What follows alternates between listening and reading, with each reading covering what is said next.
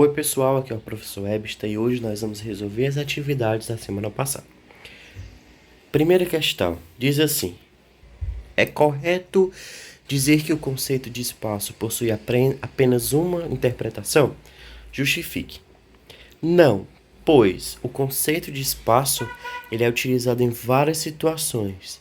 Espaço sideral, quando eu falo do universo, espaço pessoal, quando eu falo de cada indivíduo, aquele espaço em que você deve ter o respeito, em que ninguém pode invadir a sua privacidade.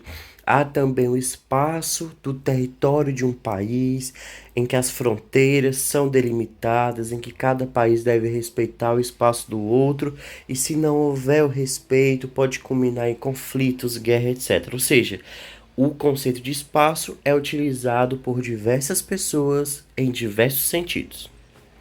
2. Qual a importância do espaço para os seres humanos?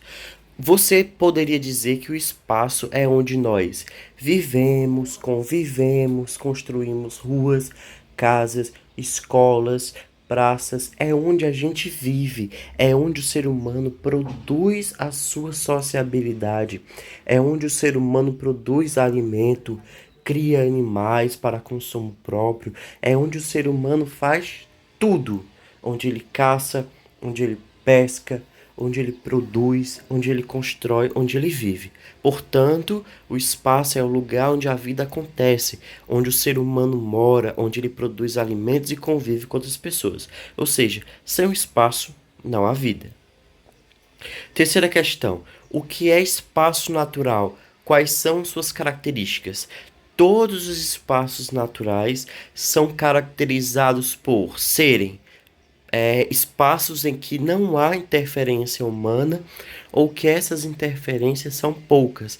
Isso quer dizer que a natureza conseguiu sobreviver sem ser modificada, sem ser destruída, sem ser desmatada pelos seres humanos.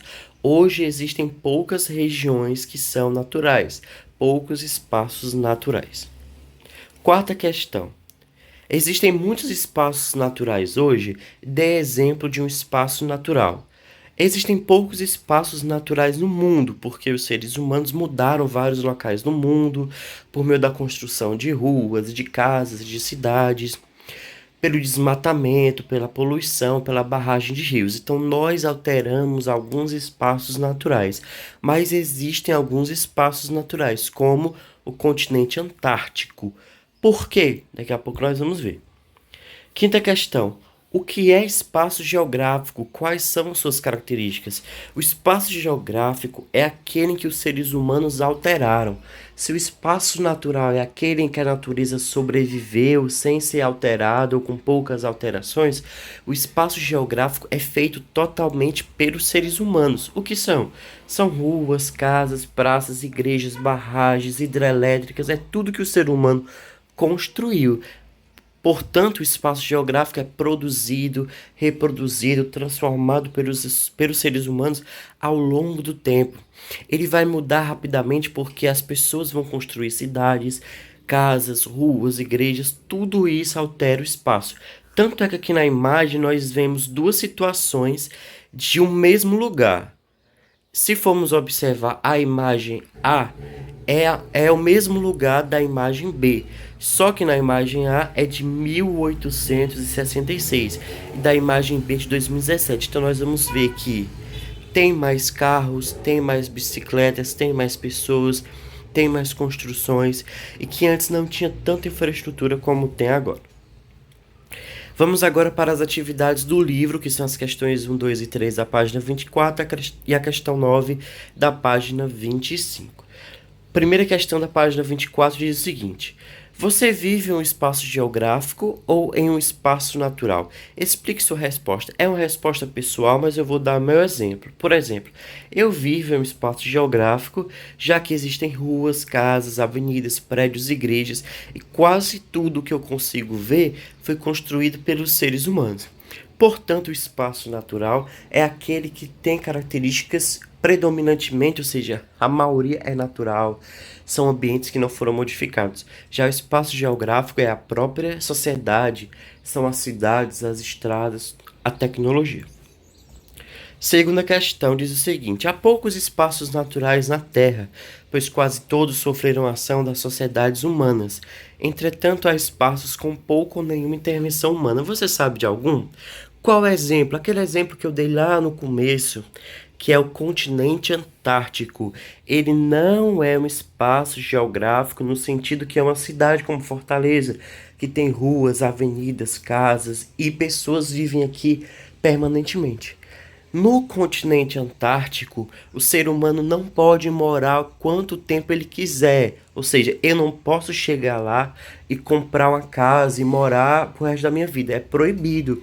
Você só pode passar alguns meses ou alguns anos lá com autorização e se você for cientista, se você for fazer alguma pesquisa, se você não for fazer pesquisa, não pode fazer turismo, não pode explorar recursos naturais, não pode fazer nada que destrua aquele ambiente.